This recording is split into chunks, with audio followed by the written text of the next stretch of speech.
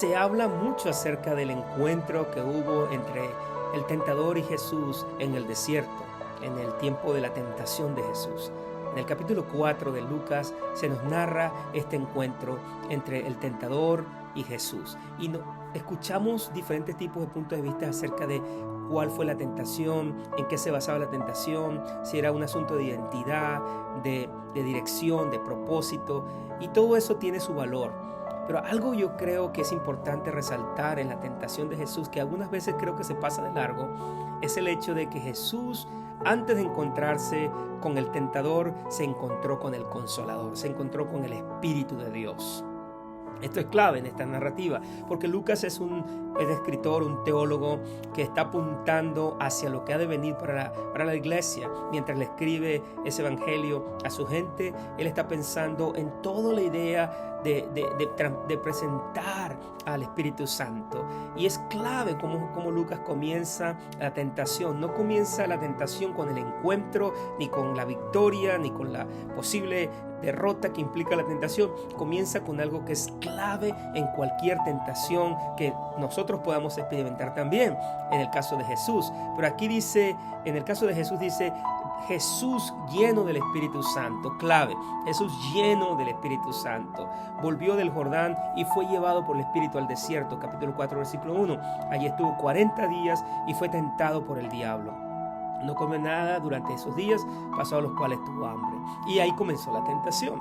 La tentación comenzó cuando tuvo hambre. En ese momento el tentador, el enemigo, vino con sus propuestas. Sin embargo, si nos vamos a las propuestas y analizamos cada una de ellas, sería muy importante detenernos en el detalle más clave que yo creo que está allí en ese pasaje, y es que Jesús está lleno del Espíritu. Lucas más adelante nos va a decir en los Hechos de los Apóstoles, capítulo 10, versículo 38, que cómo Dios ungió a Jesús de Nazaret con Espíritu Santo y con poder, y cómo éste anduvo haciendo bienes y sanando a todos los oprimidos por el diablo, porque Dios estaba con él. Pero ¿cómo podía hacer Jesús esto?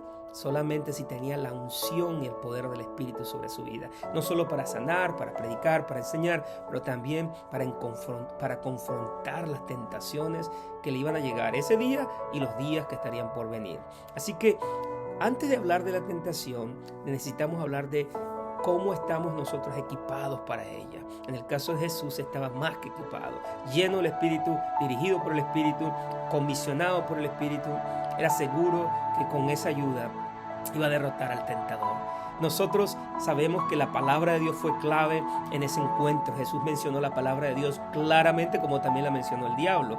Así que hubo un encuentro de entendimiento de la palabra y de aplicación de la palabra, pero además de eso hubo un encuentro de la influencia que estaba sobre Jesús de Nazaret, sobre la vida y la persona, el pensamiento, el sentimiento de Jesús de Nazaret. Estaba la persona del Espíritu Santo, que por cierto Jesús promete que nos puede guiar, nos puede orientar a nosotros en cualquier tentación, en cualquier situación, en cualquier desafío que estemos enfrentando.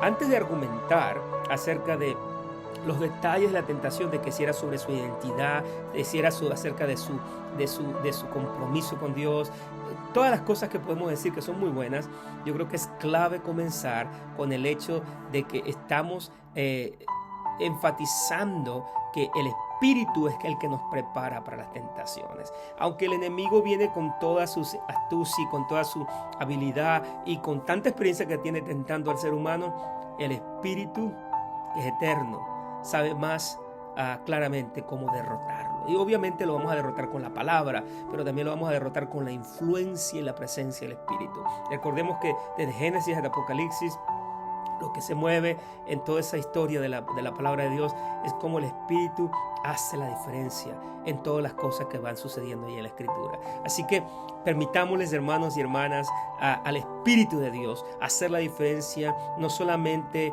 cuando nos confrontemos tentación, pero en cualquier otra circunstancia. Pero muy claramente aquí dice que Jesús estaba equipado para enfrentarse a la tentación porque primero tuvo un encuentro con el Consolador, con el Espíritu de Dios, que definitivamente es quien le guió desde el principio hasta el fin.